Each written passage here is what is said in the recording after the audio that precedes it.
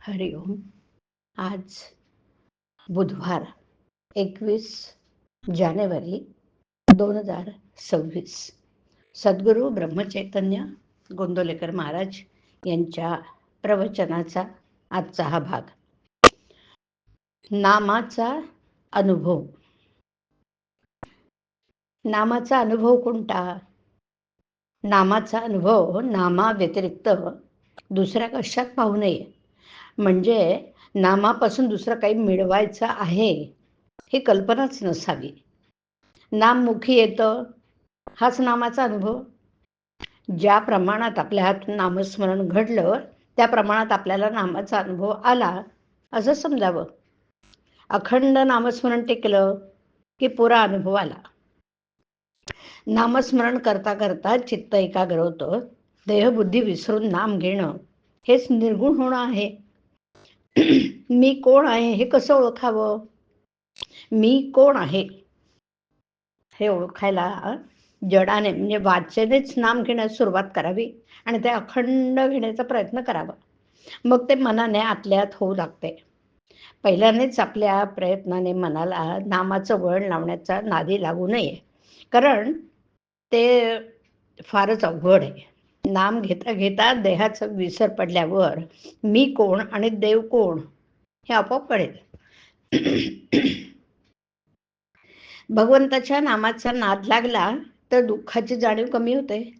दुःखाची जाणीव नसल्यावर दुःख असलं म्हणून बिघडलं कुठे? काळोख्या रात्री जशी काठी आधार असते ना, तसं संसारात नाम आहे. खाचकळगे काठीच्या योगाने टाळता येतात, तसं मोह, लोभ इत्यादी संसारातल्या अडचणी नामाने समजतात आणि त्या दूर करता येतात. विस्तवाजवळ तूप ठेवलं की वितळतं, तसं नामाची शेगडी ठेवली की अभिमान वितळलाच पाहिजे.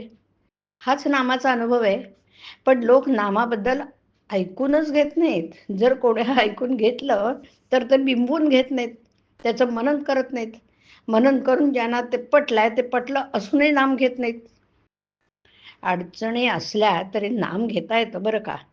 म्हणून नामस्मरण न करण्याबद्दल सबबी सांगू नका. सबब सांगितली की त्यापासून लबाडी उत्पन्न होते. लबाडीतून आळस उत्पन्न होतो. आळसाने सर्व नाश होतो. आपण रोज उठल्यावर भगवंताचं स्मरण करण्याचा नियम ठेवावा. स्नान वगैरे गोष्टी झाल्या तर कराव्याच, पण त्याच्यातून अडून बसू नये. भगवंताचं स्मरण हे मुख्य आहे. अखंड नामस्मरण ठेवायला सोवळ्या ओळ्याचं बंधन नाही. अखंड स्मरणच सोवळ आहे. उपासना कोणती असली ना तरी नामाशिवाय ती पचनी पडत नाही. महत्व नामाला आहे. निंद्र्या देशातले अन्न निंद्राळे. अन्न हे निंद्राळ असू शकतं, पण ते पचवण्याकरता लागणारं पाणी इथून तिथून सर्व सारखंच आहे. पाण्याशिवाय कोणतंही अन्न पचणार नाही. त्याप्रमाणे उपासनारूपी अन्नाला पचवण्यासाठी नामरूपी पाण्याची जरुरी आहे. आणि म्हणून नामाला महत्व देऊन ते सतत घेण्याचा अभ्यास करावा. कसाही प्रसंग आला ना तरी नामस्मरण सोडू नका. त्यातून परमात्मा हात देईल. नाम घ्यायला स्वतःचीच आडकाठी असते, ती दूर केली तर नामाचा अनुभव आल्यापासून राहणार नाही. हरिओम.